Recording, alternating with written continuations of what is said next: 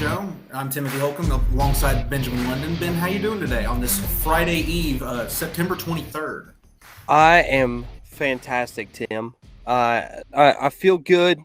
Hart County's doing well in football. We defeated Westside last week in a huge win. Huge win.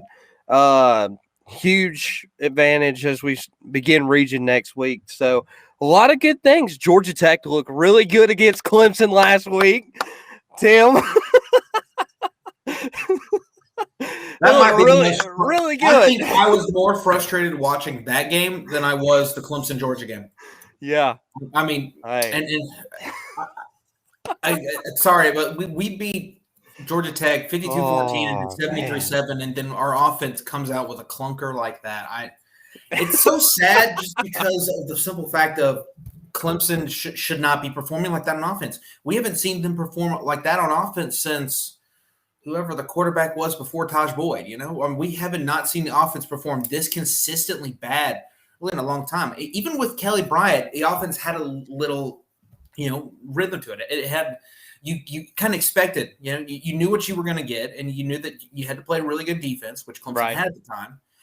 And honestly, this defense that we have now is better than that year's defense, in my opinion. I mean, this defense through 3 games has yet to allow a defensive touchdown, I guess you would say. An offensive touchdown. Yeah, well, on the defensive side of the ball, they have not allowed a touchdown all year. I was trying to figure out the right way to say that. They haven't allowed an offensive touchdown. That's what I meant. And you know what's crazy, Ben? You look at the stats. Clemson's defense has allowed 12 points this year. Clemson's offense has allowed 9. Yeah. I mean, it's just something. It's stupid like that this Clemson team is like, golly, if you guys could figure it out on offense, this team could be something special. I mean, it really could. DJ Uyunglele, I mean, what the heck we watched? I mean, this dude's thrown for a little over 400 yards in 3 games, and 2 of those games included Georgia Tech and South Carolina State. I mean, what are we doing here? I mean, there's a whole bunch of problems going on. Lynn J. Dixon, running back room. Again, you heard me. I talked about this. I didn't understand why he wasn't playing. Now, I still don't really know the full effect, but now he's in the transfer portal. He's out of there. Yeah. He's done. You're going to have to roll with Will Shipley from now on, which, I mean, he's looked great, but, it's a little worrisome having to, have your starting running back be a true freshman. So it's definitely a lot of concerns going on with the Clemson program right now. But in terms of for Georgia Tech, I mean, what a way to get your confidence back. Because what happened a couple of weeks ago with Northern Illinois, you suffered a setback losing 22-21 to them. It was very disappointing. I remember you being very frustrated, and as you should. And what a way to be able to say, we went into Death Valley and we fought to the bitter end. We endured everything. So literally the last second. I mean, it was the last second. A lot of that at the end there, why Clemson was in shotgun at their own 1 yard line. No, I mean, they guess they're trying to draw them offside, but it's just like, but you didn't. So call timeout and you get under center. It's like all you have to do is run one play and get out of there. Just exactly stuff like that. But it was a good job of Georgia Tech staying in the game for as long as they did. But I mean, what Georgia Tech really did, what they did is they kind of copied Georgia's game plan. They put 2 safeties up at the top, and they kind of just said, "All right, DJ, you're not going to be able to throw that long ball. You're going to have to make throws in tight spaces." It take everything that the defense gives you. The problem is he's so off right now. He can barely hit guys. And then sometimes when he does hit guys right in the hands, they drop it. So, I mean, there's just a whole lot of this offense is just not clicking right now. And so, but you're going to have to credit Georgia Tech for that. I mean, they were able to take what Georgia's plan. I would say copy it, but it was very similar to what Georgia wanted to do or did against Clemson. And you got to give them credit the fact that they were able to stay in the game as long as they did. So, and that Clemson, while they snuck it out, putting their win streak at 30 games at Death Valley, Georgia Tech almost put an end to it. Yeah, and let's go ahead and just shift to college football. We were going to start with NFL, but since we're already on the topic, let's go ahead and let's just stick with some college football. Obviously, there's been some surprises. Now, even more with the news of today coming out, Ohio State's quarterback, C.J. Stroud, will no longer start against Akron because of a shoulder injury. Do you see that affecting the way they play on Saturday because of the way that they've struggled so far? For me, I don't know. I don't think it will affect them. It may actually be a beneficial thing to them because CJ Stroud, sure, he's had good numbers, but it's not been enough for, I think, Ohio State fans and what they're used to with somebody like Justin Fields. And even before that, people like Braxton Miller, a bunch of other Dwayne Haskins and other company that have. So do you think it affects them moving forward in this Akron game and maybe even further on? It might. Again, Akron is probably one of the worst FBS teams. So this is definitely an opportunity for Ohio State to kind of get back on track. But then again, I mean, you think about it, Tulsa, who played Ohio State, I mean, it finished being 41-20, but it was 27-20 with only a couple minutes left. So right, we had a couple late scores there to kind of boost that score a little bit. But I don't know. The Akron, like I said, is terrible. And this should be a game that you feel confident about, really and truly, no matter who's at quarterback for you. Which what's the backup quarterback's name? I saw his name. Oh, I don't even know. I saw it. I mean, this is an opportunity here. I mean, for him to go out there and have a good start, boost his numbers. Hey, this is why I should start, Coach. Yeah, for real. Stroud is out. There have been calls for him to start over C.J. Stroud from the very beginning. So this could be very interesting, and this could definitely generate a lot of buzz just because of the simple fact of it's Akron, and he could go out there and play really well, and Ohio State just roll Akron, and people start calling for him to be starting quarterback, even though it's like, hey, again, it's Akron. I remember Auburn, I think, beat them like 60-something to like nothing. So Ohio State should roll in this game without any problems. I mean, you could probably put one of us quarterback, and we'd make enough throws against that Akron defense and that Akron team. So not really concerned with Ohio State. I think they get back on track this week, and I think that this week's going to cause a little bit of heat in that quarterback room over there for the Buckeyes. Yeah. Hunter Miller got out, and I know this is Tim's favorite person in the world. Is North Carolina State going to upset Clemson this week, Tim? Do you think there's a chance? What's the odd? Is there we can kind of pick it this way. Does Clemson have a better chance of winning this game and scoring over the margin? I think Clemson, I'm trying to see the over-under for that game. Oh, there it is. Clemson by 10. That's what it is right now. Do you see Clemson winning by 10 or winning more North Carolina State having the upset? Before the year, this game scared me. So what do you think it does now that I've seen Clemson's offense in 2 games against FCS opponents score 17 points? Yeah. And we hit the road, our first true road game. I'm terrified. I have no idea what I'm going to see. I'm tempted to just not watch the games because, and again, Hunter, I've thought about this, man. I've thought about becoming a South Carolina fan just because of the stress level. You guys don't have to deal with a lot of stress. If your team loses, oh, well, but if you win, it's all out party. So, I mean, I've genuinely thought about becoming a South Carolina fan. I'm joking. I won't. But it's just because of how low their stress level is. Tim. If you lose, it's like, all right, fine. That we were expected to. That's fine. But Clemson, it's like, oh my gosh, we're only beating Georgia Tech 14-6. What is going on here in the fourth quarter? Like you're like panicking because it's like we're not going to get the playoff. It's like, well, what is happening? First time since 2014. What is going on with the boys? And it's just you're stressing out every single Saturday. And so I don't know, man. It must be nice to be a Gamecock fan right now. Really, I never thought I'd say that, but and then your second favorite person, Tim, Cody comes in and says there's a 70% chance that NC State will upset Clemson. Right now, the matchup predictor has Clemson as a 68.3% favorite to win on Saturday. So there is a 31.7% chance that North Carolina State. And I think that's fair. I think, but Cody, have you forgot? I know Clemson forgot how to play offense. Okay, but have you forgotten that Clemson's defense is the best, arguably one of the best in the nation, right there tied with Georgia, because they have not allowed a single touchdown the entire year. That's true. Touchdown that anyone scored off Clemson was Georgia's pick 6. Yeah, and that was DJ's fault. And that was And technically the defense didn't give it up. So that's the good thing. All right. While we're on Cody, let's talk about the struggle of Alabama in the second half against Florida, barely making it out of the swamp. Let's talk about that, Tim. Oh, did absolutely. that kind of catch your eye?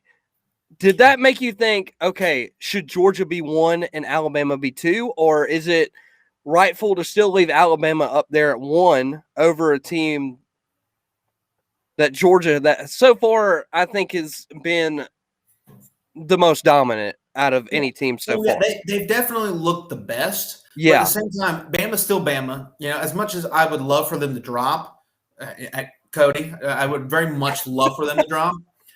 Yeah, I mean, they went into a hostile environment at the number 11 team in the country. Yeah, I mean, they looked dominant early on. Looked like they were going to cruise, and then they'll kind of allow Florida to kind of hang around and get back in the game. So, but again, it's the number 11 team in the country, Florida. You played them in the swamp. Now, I wouldn't drop them below Georgia quite yet. I mean, because especially with Georgia, I mean, their best win right now is Clemson, which is a top 10 win, but we all know that Clemson has not looked very good so far.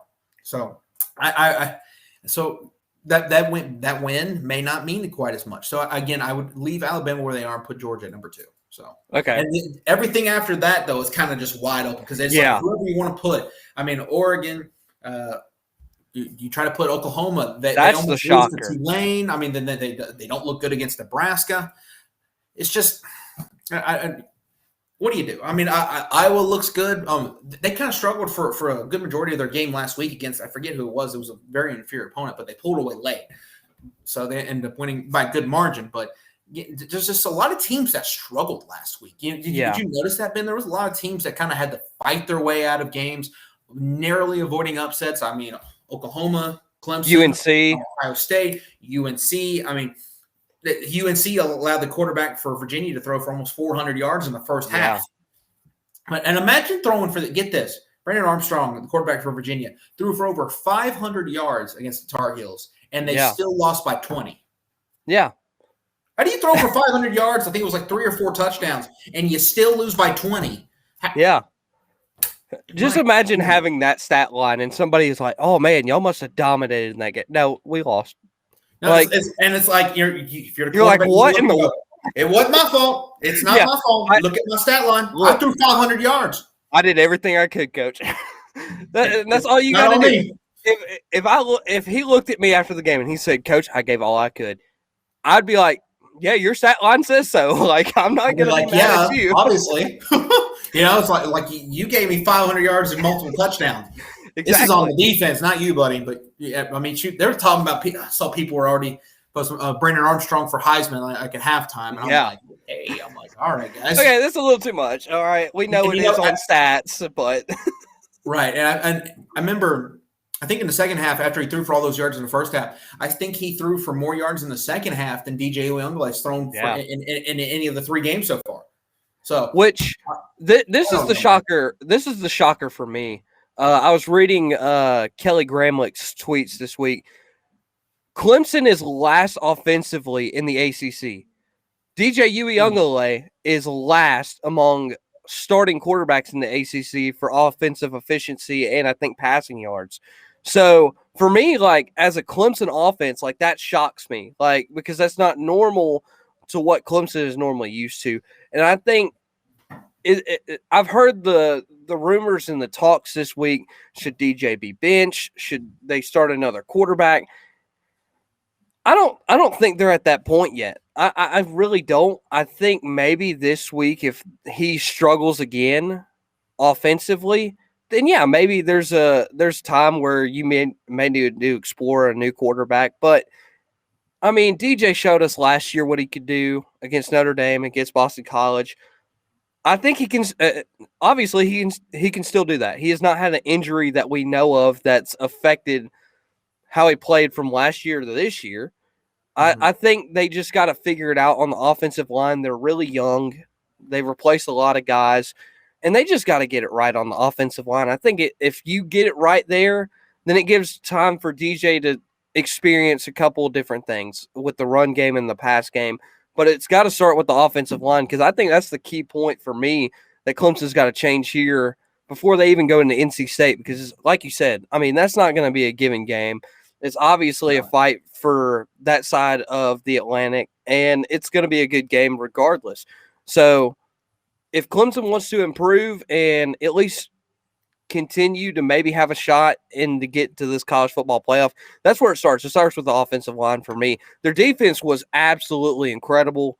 Has been, to me, probably one of the top defenses in the country, easily, hands down.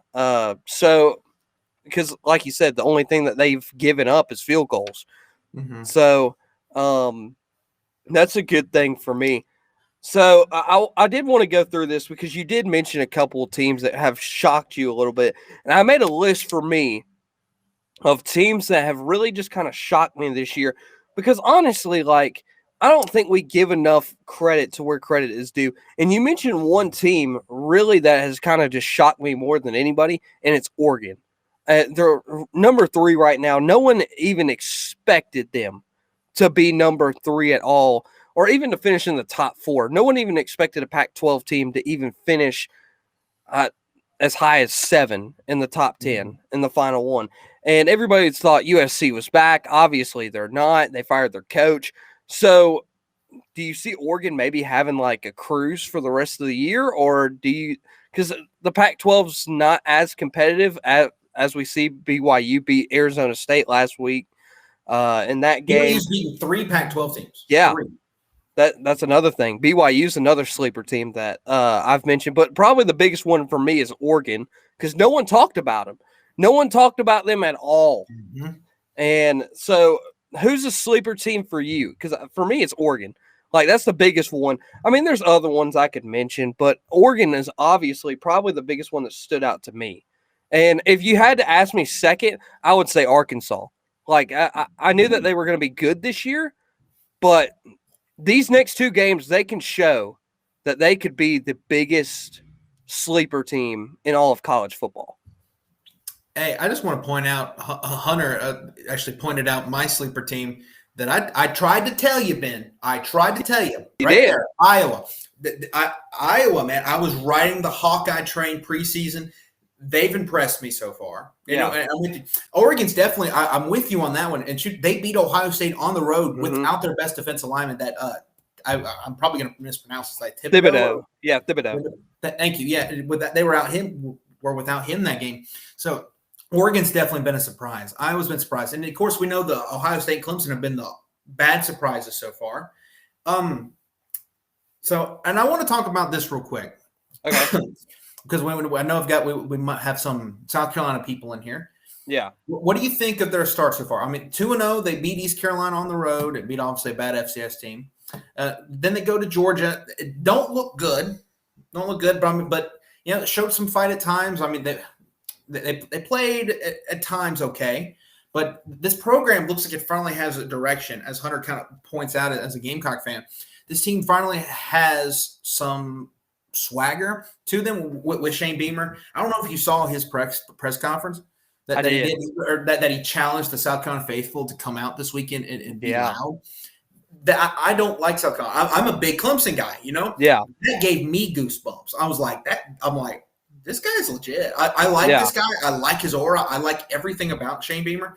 And so for me, South Carolina, while it's not so much on a national scale, they've been a nice little surprise to see how they've come out right away and the way they're playing. You know, it definitely is boosting arm to the South Carolina fan base, because you know what, we're not going to be competitive this year. We may not even be competitive next year, but soon after that, we could be doing something. We have something that we can build around here. So I think South Carolina, in my opinion, has definitely been a interesting surprise.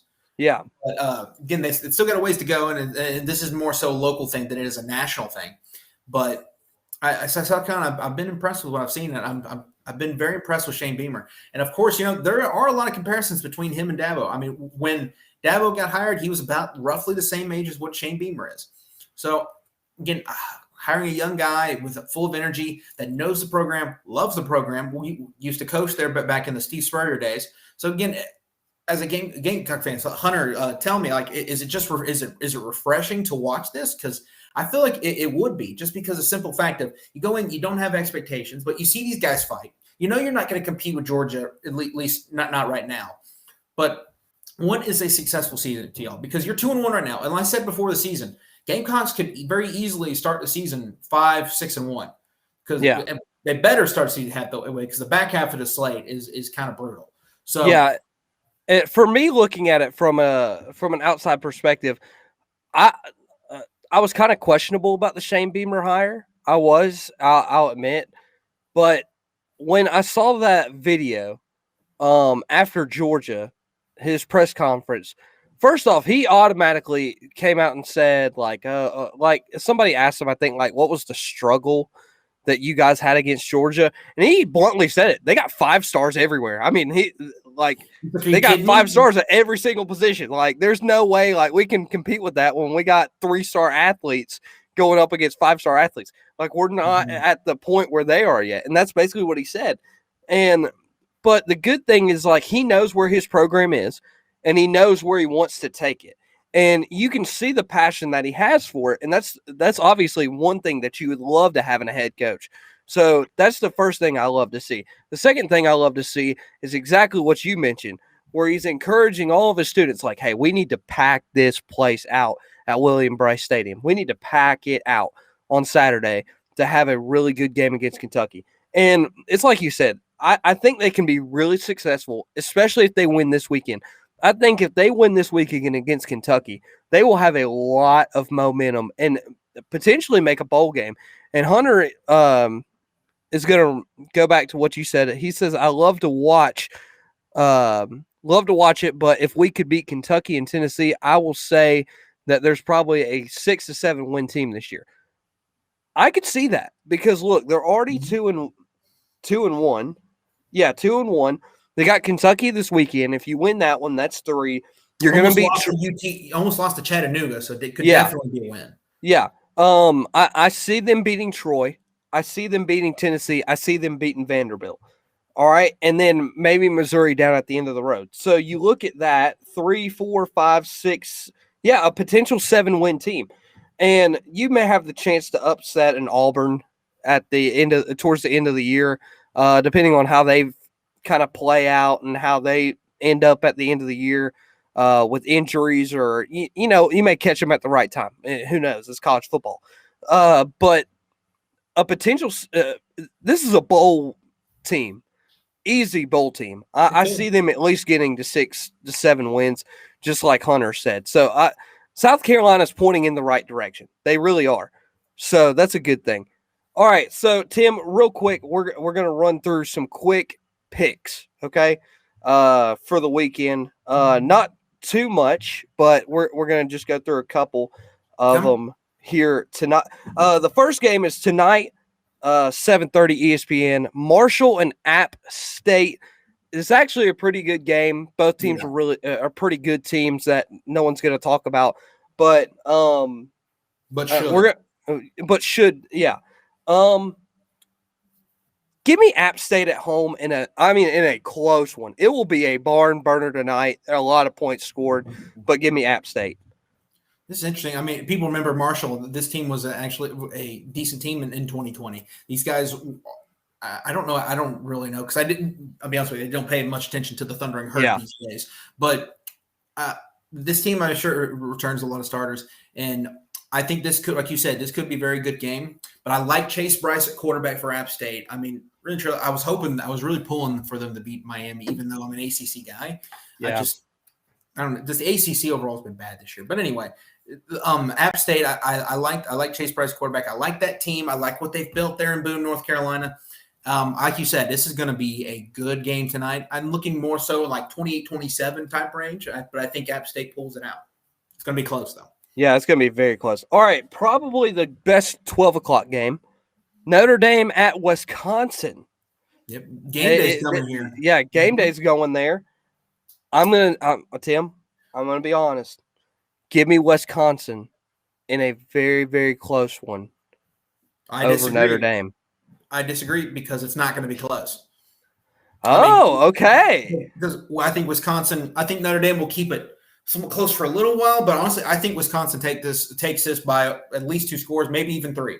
Somewhere around I'm thinking 38-17, 38-20, maybe 41-20, somewhere in that range. I don't believe in Notre Dame whatsoever. Jack Cohn had a great game week 1, but that's a terrible Florida State team that lost to Jacksonville State and then got wiped off the floor off the field against Wake Forest. So I'm not a believer in Notre Dame at all. And I don't see them being that good. I don't get the Notre Dame hype this year.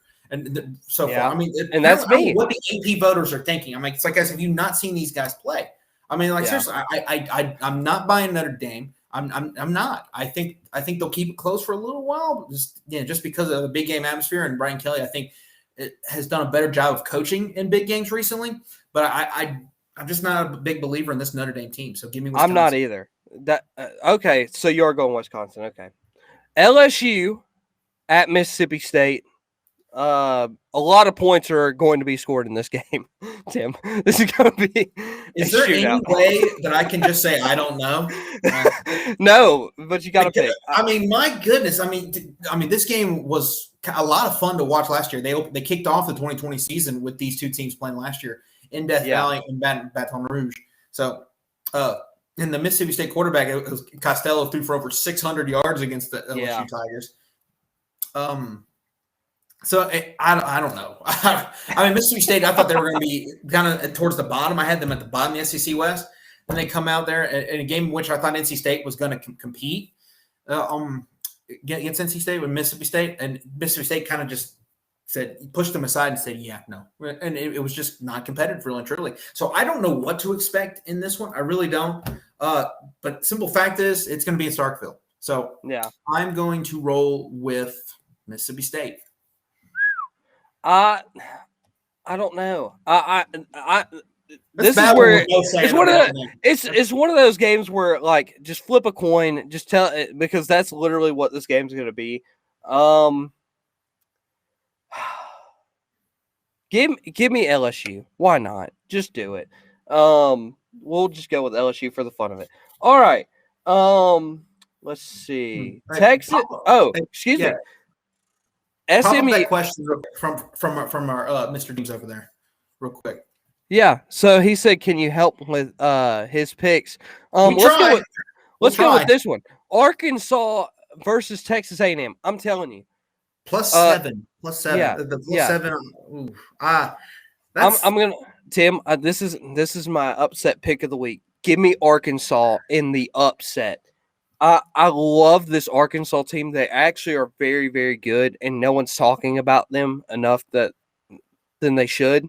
And I think they'll pull up the upset this week at Texas A&M. Oh, Hunter seems to be a big believer. Yeah, in Texas A&M is a believer right here of Hunter. I am stuck in a torn position because I like Arkansas. They're massive upset against Texas. A&M looked terrible against Colorado. Had to score in the final drive to win 10-7.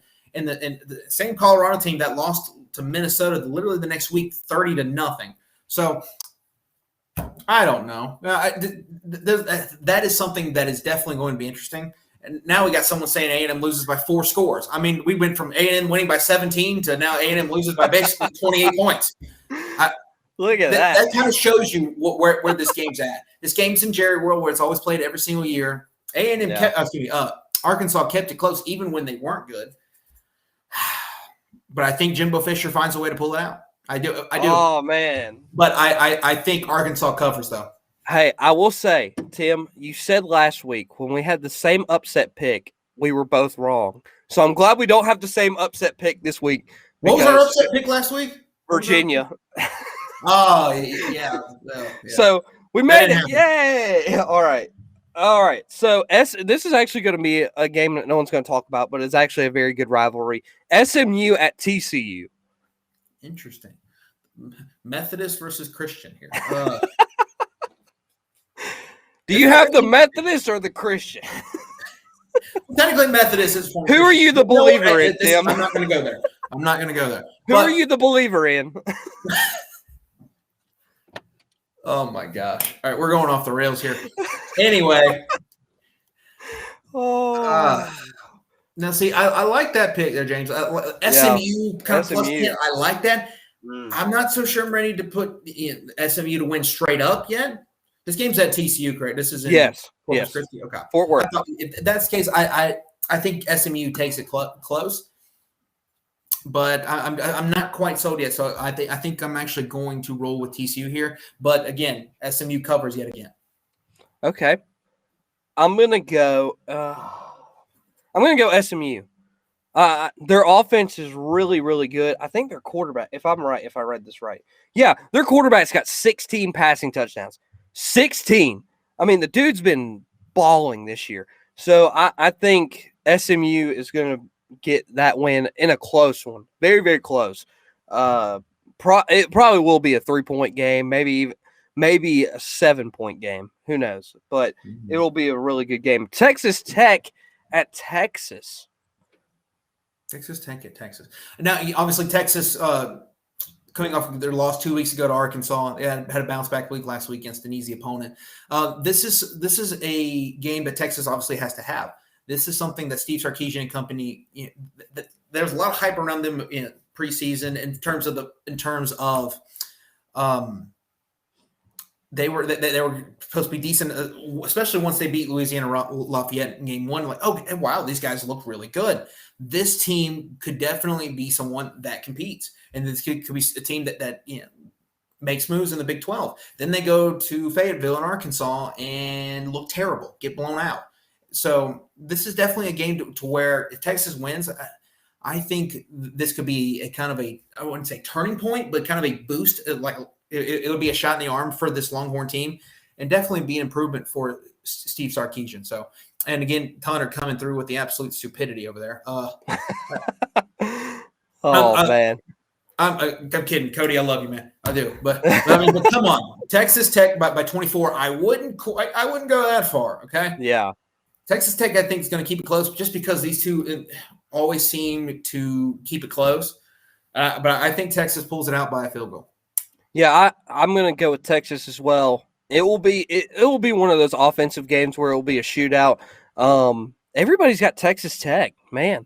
I feel like I'm just against everybody else.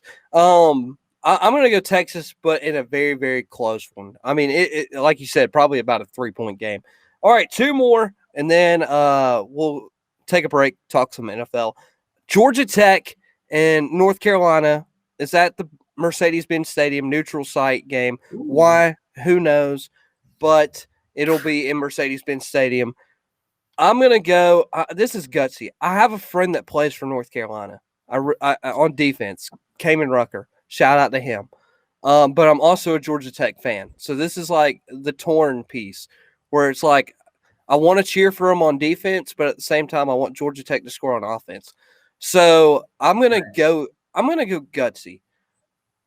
Georgia Tech by a field goal in a 27-24 win for Georgia Tech in a very, very close one. Their offense. I bet that makes you happy to read that. Yeah, that makes me happy, Cody. Thank you for giving me the 17-point edge. But and then look, I mean, Hunter's giving me 10. So I think North Carolina's offense is really good. So it'll be up to Georgia Tech's defense, which played really great last week, to come up and stop a really good North Carolina offense. So, but give me Tech in a close one. I mean, very, very, very, very, very close one. Very close one. Goodness gracious. I'm looking at these comments. I mean, Georgia Tech. I mean, 3 of y'all going with Georgia Tech. I mean, my goodness. Let's get North Carolina. I mean, I know North Carolina seems to always get off to a bad start. Virginia Tech always seems to get off a good start. And that's exactly what happened week 1. So now we're kind of casting off North Carolina and Sam Howell. I'm like, look, this dude's getting better and better. What we're going to find out this week is Georgia Tech's defense legit, or was Clemson really, truly just struggling that bad that anybody they played would have done what they did to them? So this is going to be interesting because honestly, the way Sam Howell's got 867 yards. I mean, DJ after 3 games has only got about 400. So definitely going to be a little improvement in terms of test at quarterback, and they're going to be tested more. So it's going to be interesting. And I think North Carolina's got some speedy wide receivers. Clemson doesn't really have that. And Clemson, you could take away their deep threat. And North Carolina's not quite that way. They're able to beat you multiple different ways. So I don't quite understand this. I think, Ben, I'm sorry, man. I think North Carolina, that they're a 12.5-point favorite. I think they cover. I think they win by 14. Wow. And it's not that I don't like Georgia Tech, man. Shout out to our boys at Section 103, man. I love you guys. But you said this game's played at Mercedes, right? Mercedes-Benz. Yep. Okay. I think Georgia Tech definitely can keep it close, and I think that they definitely have a chance to win. They're going to have better offensive play. Yes, I agree. I think that's going to be the key to the game. If Georgia Tech's offense will look really good against North Carolina, there's a lot of hope for that team, and it's going to be in the right direction, just like South Carolina. All right, final game. West Virginia, can they pull off the upset over Oklahoma at Oklahoma this weekend, Tim? Who you got? You said West Virginia and Oklahoma here? Yes, West Virginia, Oklahoma. Woo. Oh, this is something. West Virginia looked really good last week against Virginia Tech until they kind of stopped playing in the second half and almost allowed Virginia Tech to come back on them. Yeah. So, this is a tough one. Oklahoma's somehow a 17-point favorite in this one. I don't know how. I really don't know how. Prime time game, 7:30. I mean, like, they do realize that Oklahoma almost lost to Tulane at home, right? Yes. I don't see that. I don't see that. I think West Virginia has a legitimate shot in this game to win. And you know what, Ben? Do it, Tim. Do it. This is my upset pick. I'm picking the Mountaineers. Oklahoma has not looked good at home in their two games against Nebraska and Tulane. I think it's eventually Spencer Rattler's play is going to come back to haunt them. I think their defensive play is going to come back to haunt them. I think West Virginia takes this one 45-38. Oh, wow. All right, Cody. That's my upset pick of the week. Cody's got him by 10. And Cody, hey, feel free to put up what else he said about have you not seen North Carolina play this year? I want to respond to that. Yeah. So, have you not seen North Carolina play this year? Yes. And have you not seen? I saw them play week one. I saw them play week one. Okay. I definitely. I mean, there's no denying that. Okay. But let's look at his numbers real quick. Let's see here. In the game against Virginia, 307 yards, 5 touchdowns. The dude played fantastic last week. I mean, he's back on track. I think North Carolina is going to be fine. So I think Sam Howell just is one of those quarterbacks he kind of needs to ease into this season a little bit. And again, Virginia Tech, those guys always come out real strong and then kind of fall off and become duds later in the year. Yeah. So, and North Carolina usually, with Mac Brown and company, usually gets stronger as the year goes along. So, yes, I have seen them play, Cody, and that is exactly why I'm picking North Carolina. So, okay. I just want to respond to that real quick. And all right. Hunter's got him by 25. All right. So that could happen too. But I'm going to go OU, but I mean, in a very, very, very, very close one. I'd say 10 points is probably about accurate. So I'm going to go with Cody, Oklahoma by 10. And just real quick before we go to break, Hunter says the upset pick of the weekend for him, Baylor over Iowa State. Do you agree or disagree? Yes or no? Iowa State is 7-point favorite on the road here. I mean, again, we're talking about where things were back in 2019. Where home crowds actually matter again. So yes, it is true. That is Baylor's 3-0 in the year, but let's see, wins over Texas State only by 9. Yeah. And then they beat Texas Southern, crushed them, and then Kansas. So I mean, really, truly, I don't know. I think Baylor may keep it close for a little while just because of the simple fact it's at home. But I mean, they're 3-0, sure, but I mean they play Texas State, Texas Southern, and Kansas. And Kansas is arguably the worst of those three schools, believe it or not. Yeah. So I don't believe in Baylor. I know Iowa State's kind of struggled too. And they're 2-1. They're lost to Iowa. They look terrible. And I don't know. This could be a game in which Baylor wins just because of how bad Iowa State is struggling right now. But I'm not ready to go there quite yet. I think Baylor covers actually. I think they cover that 7-point spread there. But I can't pick Baylor over Iowa State. Just not yet, because I feel like Iowa State, as much as they struggled, I think that they'll still be able to pull this one out. Tim, I got to be honest with you. I had a lot of hype for Baylor going into the year. You really? And I'm going to stick. Yeah, because remember, I picked them to finish like middle of the pack for the Big 12. And I got to stick with my gut, Tim. I'm going to go Baylor in the upset. All right, I respect it. So, I mean, it's in Waco, so I mean, I wouldn't be surprised. I would not be surprised whatsoever.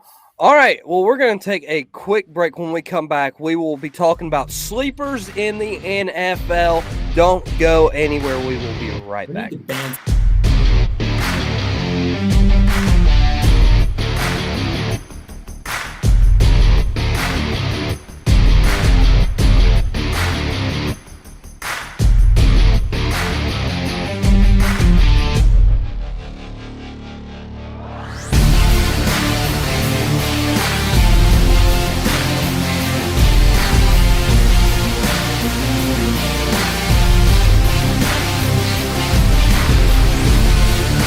Welcome back into the Sideline Sports Show, episode number 11.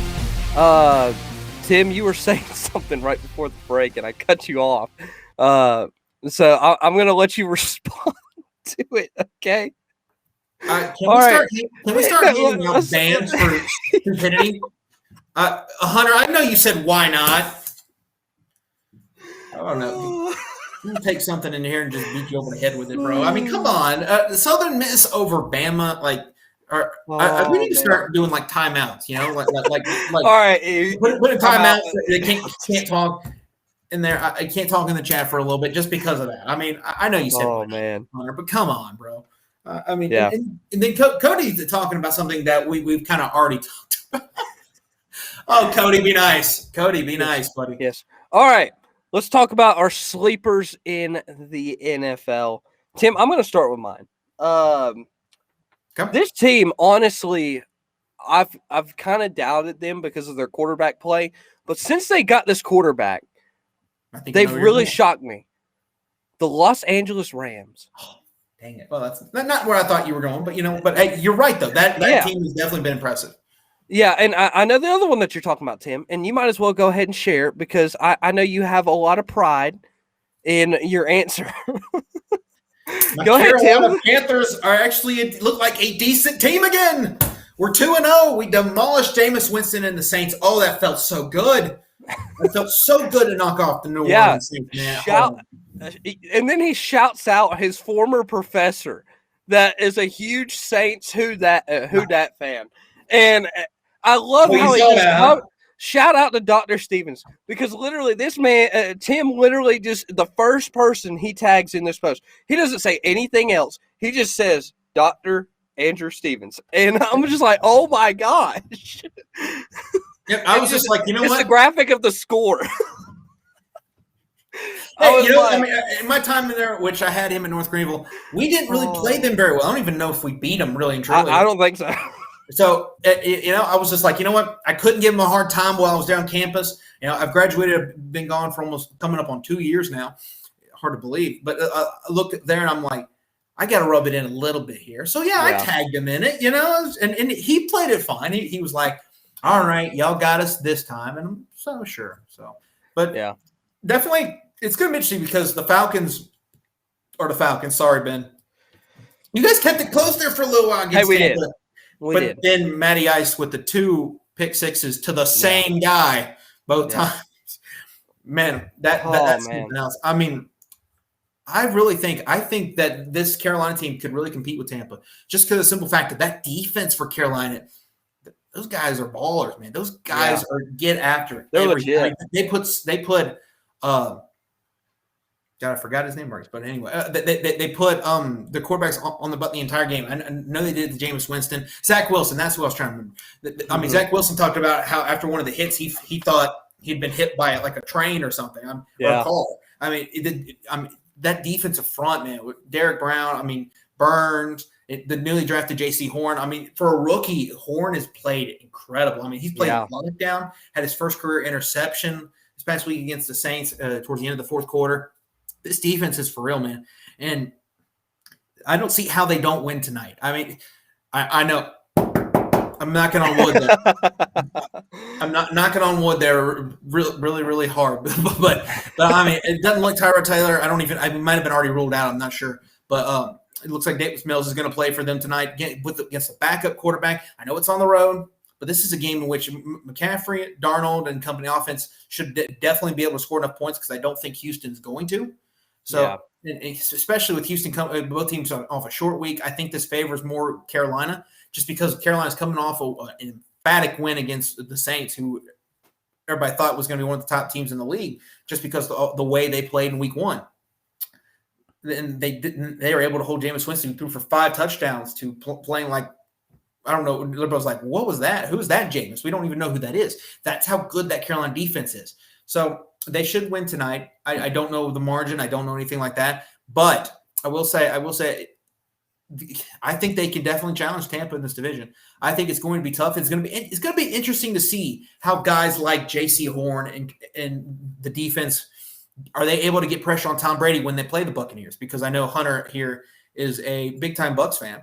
And he's not a bandwagon either. Like, I promise you, Hunter has been a Buccaneers fan for at least a few years now. He's probably been a lot longer than that. But I remember even during the Jameis years, he was out there supporting his Buccaneers. So, I don't know. I look forward to those games. I definitely think that if these two teams keep playing the way that they are, it definitely could get moved to a Sunday night game or at least a afternoon game, just because of it will be worth it too, just because these two teams, man, going back at Darnold versus the Buccaneers defense front seven, Tom Brady versus that revamped Carolina defense. I mean, I wouldn't count the Saints out completely yet. I think Jameis Winston had an off week, but right now it's looking like a 2-team race in my opinion, just because of the way these two teams have played so far. So again, I'm looking forward to when these two teams play. I haven't checked exactly when they play, but whenever it is, man, I'm looking forward to it. So it'd be interesting to see if the Panthers can kind of ride high and knock off the Bucs. So Carolina is an 8-point favorite tonight against the Texans, and they play the Bucs. I'm trying to figure out. It's towards the end of the year. Sunday, December the 26th, and then they play them again on the 9th of January. So literally, you get a 2-week you play them 1 week, and then 2 weeks later, you get to see them again. So, right. I mean, it's literally almost back to back that you get to see them towards the end of the year, and that's how you guys finish the year for the Panthers. So, which could benefit us, honestly, just because of the fact that if we don't get them early, we get them later. So, it could definitely benefit us to do that. And I honestly, and to a point, you said Carolina +8 tonight. I think they cover that. I think they win by double digits tonight. Yeah, I agree. I can agree with that. All right. Well, here's what we're going to do. We're going to take another short break. When we come back, is the NL East race kind of just got boring at this point, or is it going to get hyped up again towards the end of the year? Interesting. I think it's going to get very interesting this weekend. We'll find out when we come back.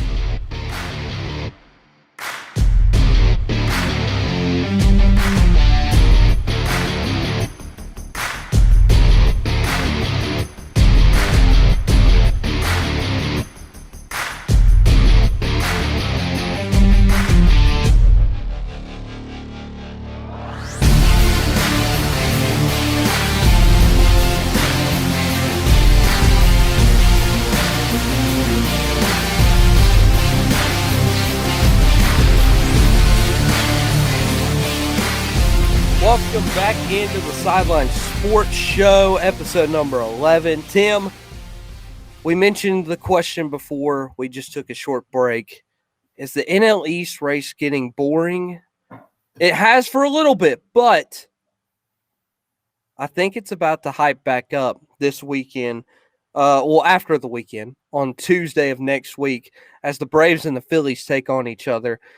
Has it kind of gotten boring because of the fact of everybody's just kind of been losing a lot lately? I know the Braves, obviously, they have officially – they lost today. They went down unfortunately. They didn't have a good stand against the Giants. They didn't really have a good stand against the Rockies either. So do you think this team has a shot to kind of hype this race back up against the Phillies, or do you think it's kind of just gotten boring because of the fact that everybody's been losing so badly? Well, no, it's definitely not boring. I don't think so. Just because of the simple fact, with the Braves lost today, their division lead's only 2.5 games. So, and guess what? The Phillies open up a 4-game set at home tonight against the Pirates. Yeah. So, and then guess what? Where do the Braves go? I know this team's not been playing great out there, but they go to play San Diego in San Diego. And they're struggling right now. 3-game series, but it's also kind of a 4 just because they're going to play that game that they suspended in Atlanta. That was a 7-inning game. That was 5-4. So, I don't know. I'm worried for this team just because of the simple fact of, again, the Phillies played the Pirates, for goodness sakes, man. Yeah. I mean, you look at this and you're just like, only tough game the Phillies have, supposed to have tough game left, are the Braves. Everybody else, they should win the series against. So this weekend going into you wanted them to take that game against Arizona just because of the simple fact of if the Phillies slipped up tonight, you'd be 4 ahead. But now it looks like now if the Phillies take care of business like they're supposed to, they could only be 2 behind going into the weekend. So this race is definitely heating up. Obviously, the Mets are done. The Mets are done. Yeah. Yes. Stick a Cross fork them in out. Yeah. Stick a fork in them. They're not eliminated yet. They could play spoiler to the Braves in the final series of the year, but their playoff chances are done. So, but this NL East race is very interesting. So is the NL West. I mean, for obvious reasons, because look at their records. Let's see, Giants are 99-53, and they still haven't clinched their division yet at this point. I mean, they're on. I think it saw something that the Dodgers were on track to win like 103 games and still not win their division. I mean, can you imagine that? Someone winning 103, 104 games in a regular season and their season coming down to 1 game in the wild card, especially going up against, so right now it would be the St. Louis Cardinals, who only have 83 wins as of now. I mean, who could get into the postseason with 87, 88 wins. Yeah. And your season comes down to 1 game against them. I mean, It's unfortunate, but that's kind of how it falls for the Dodgers or whoever loses the NL West, which it looks like the Giants, who are 2 games ahead of the Dodgers. It'll be interesting to see how they play and how they can hold on to that. So definitely intriguing in the NL West. NL Central's practically locked up. The AL West is locked up. Central's already been locked up, and Hunter Miller's Rays have kind of already clinched the playoff spot. They're closing in on the AL East. What do you think about the American wild card race? Man, that is getting crazy on there. Yeah, it's been very, very interesting to see because obviously you already know, the Central is kind of done. They've already eliminated everybody except the White Sox. The White Sox obviously will make it in, but everybody else is already eliminated. But between Houston, Seattle, and Oakland is really Seattle and Oakland and the Red Sox for that wild card. It's going to be very, very interesting. And also the Yankees and the Blue Jays. Honestly, I'm looking at that too. And for me, it's just man, you got so many teams just battling for that one last spot. And that's the best part, I think, about baseball is when it gets towards the end. And you just try to see everybody fight for that final spot to get in. And a lot of teams can get in. I mean, Toronto could sneak in for all we know. And Hunter even likes the thought of Toronto sneaking in. Toronto's only a half game back right now. Yeah, exactly. And so, Seattle will probably get in. That's what he thinks as well. The Yankees, he's not big on. And I agree. I don't think the Yankees are at the top of their game either right now. So, to be fair, though, Hunter is a diehard Tampa Bay Rays fan. Yes. So he, by default, hates the Yankees. So, of course, he's not going to like the Yankees in there, man. Yeah.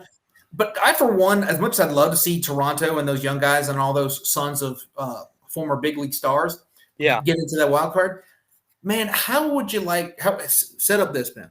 Okay. Boston Red Sox and the New York Yankees in a winner-take-all wild card playoff game. That would be probably the most sold-out sporting event in 2021. I don't care because I have to get up around 4:30 to 5 o'clock every morning. I would stay up until 1, 2 a.m. just to watch this game. I wouldn't care. I'd go into work tired. I'll put some caffeine in me. I'll be all right. I'll get sleep later. I can sleep when I'm dead. This is a game that you have to watch, and so I'm rooting for that to happen. As much as I love Toronto, and I really do like Toronto. I mean, I think these guys are so much fun to watch. I really want to see Boston and New York. It's just going to add to that rivalry, man. It's just going to add to it. It will. Especially in Fort Fenway. Dang. Yeah, and with everything on the line too, like, hey, like you lose this game, you're done. Like this is a 1-game series, winner take all. Like this is your last shot, and for that game specifically to come down to the wire, it would probably be the most watched game until the World Series, and it would also probably be the most attended game until the World Series. So hands down, if it comes to that. That would, hands down, honestly, probably be the best baseball game. Now, do you write off now that the Braves are going to win the NL East, or do you think that the Phillies have a shot? Because obviously you've already eliminated the Mets. Right. Do you see the Phillies sneaking in at the last minute? Well, Ben, let me put it to you like this. Let me read you their schedule, okay? Okay. Tonight against the Pirates, and then they go out with Thursday tonight, Friday, Saturday, Sunday. Okay, then they have the Braves for a 3-game set there, so that's tough. Then they have the Marlins. So no, I am not writing them off. In fact, they're only 2.5 games down right now because of the Braves' loss this afternoon. No, I am definitely not willing to concede the fact. I mean, it's way too close to call that. I mean, I think the Braves' magic numbers currently sits at 9 right now. I tried to get it down to 8 today, but they couldn't quite come up with it. They blew a 4-1 lead today, or 4-0 lead, I should say. So, again, just the way that the Phillies schedule works out, this could be a big weekend for them, man. This could be a big weekend. And Cody does make a good point. The Phillies seem to always choke. They seem to they lost a game to the Orioles this past week. Where they didn't look good. Yeah, probably they could have honestly lost all 3. They very well could have lost all 3. That's true. Taken 2 out of 3.